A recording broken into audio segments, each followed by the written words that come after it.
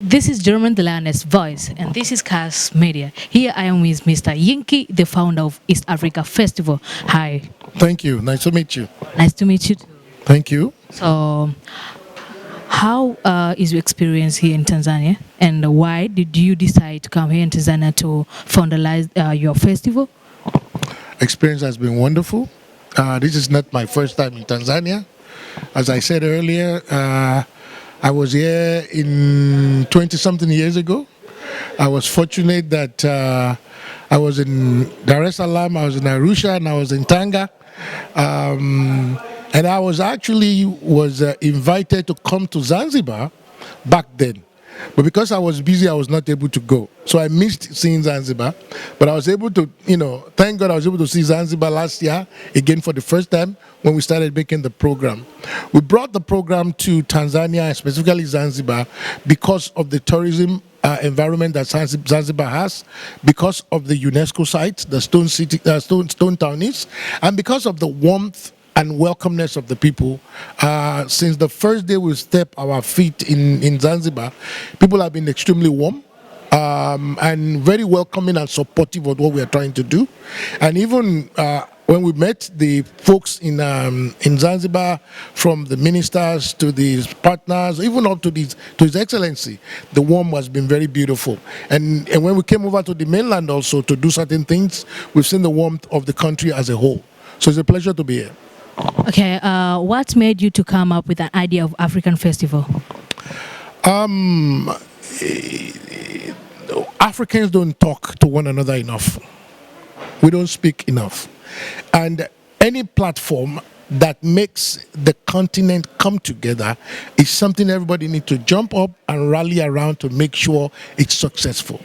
There are other ways of things that we do on the continent, but a lot of what you do are based on people's interests. What is wonderful about a cultural festival is that culture is the same with everybody. Everybody have interest in culture. Everybody can play into culture. So we felt that bringing this cultural festival thing back, of course, it's named Festac Africa now because we are focusing on the continent and we are looking at the continent as one. When all of us come together, we know one another, stereotypes go away, people understand one another a little bit better, people network, people connect, people explore one country over the other, and we trade more. So the bottom line is, the more we know one another, the more we work together, and the continent will grow. Okay, I know there are some other African Tanzanian people. They need to know, like, how many countries have you already reached through about this event that you have announced today? It's like there in other countries that they will come and join to Zanzibar about this event. We've practically reached out to almost every country on the continent. Every country in Africa. We've reached out to them through social media, through marketing platforms, through the embassy in some cases, and through contacts within the countries.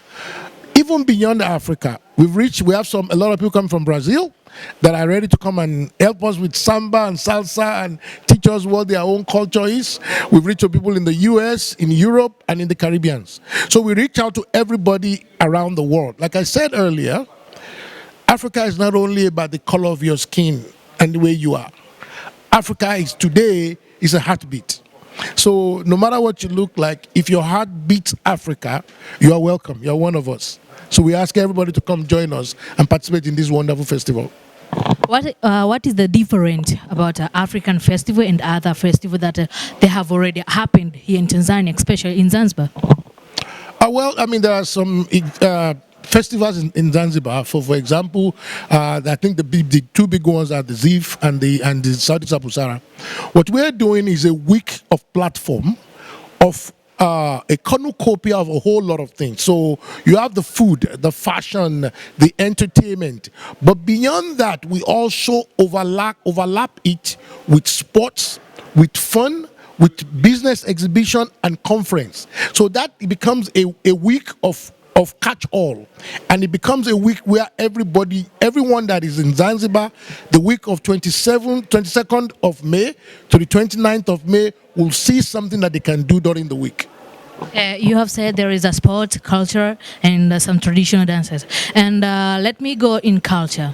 So there are different peoples who have different works in culture, like drawings and painting, caves, and whatever.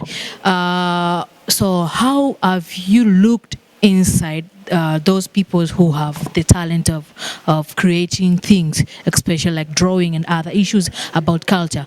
Have you thought about giving them an way of opportunity through outside the country or inside the country? Both. We've reached out to people. One in the business expo, we've created spaces for everybody to come and display what they have. We even have a section for the small businesses. You know, the people that sell spices, people that just the basic people that sell different small businesses that they can come. So we have a section on art. And we have a section on craft. So the basket woven businesses, they have their own section. So everybody have their section. But in terms of what the event is happening both at Hotel Verde and at Ngomokongwe, the old fort. So it's multi-location event that we are also creating a time for people to come and even discover their talents. So if you are a person that likes to rap or like to sing and you don't have any avenue, it's a platform for you to come and do that, to showcase what you have. The other thing we also make sure we do is majority of the lineup that we have are cultural lineup. The tarab, tausi, the local stuff, and different type of African songs all around. So we have entertainment. Okay, so what type of African songs do you love most? Like you love to hear and you love to dance? Yes. If I tell you what I love most, you would. I mean, I have over probably 60,000 songs because so I listen to everything. Everything. I wouldn't say. I can tell you some of the ones that stand in my mind. I like hip life. I like light rock. One of my biggest artists is Amr Dieb. If you know Amr Dieb.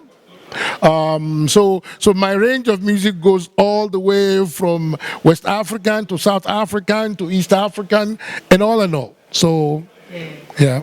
So last questions, like why have you choose Zanzibar and not here in Dar es Salaam? Because here we have Bagamoyo, and so why Zanzibar? Why Zanzibar? Yes, why Zanzibar? Well, Zanzibar, because Zanzibar is an island. Zanzibar has Stone Town with a UNESCO site and is a tourist focused country. And we also, from our research and our visiting to Zanzibar, we see the beauty of Zanzibar and we don't think Zanzibar is even known enough. So what you're going to do, this event will continue at least for the next 5 years in Zanzibar. As this event grows, we will be spilling some of what we are doing to the mainland. As an example, one of the things people have been talking about is, when we want to bring a big act into Tanzania, the big act will fit very well in your Arusha in Dar es Salaam. So by the time we get to the next year and everything, some of what we do, we'll be bringing them also to the mainland. So it'll be shared time between the two. Okay, thank you so much, Mr. YINKI. Thank you. Thank you. Okay, this was a short interview with Mr. YINKI, the founder of African Festival, and he has already talked about so many issues and many things about the festival, which will happen or take place in Zanzibar at Zanzibar Hotel Verde. There's many things like sports, games, and culture, dance, everything that happens in the festival, and there is also connections to other countries and other places. This is German the Lioness Voice, and this is Cast Media. Behind the camera there is Collins. Yes, thank you so much. Asante. Cast Media, infos, updates, news and gossip in town, yote ndani ya Cast Media. Usisahau kusubscribe, kulike, kucomment na kushare kwa wana, tukuletee zote kiganjani. Wow.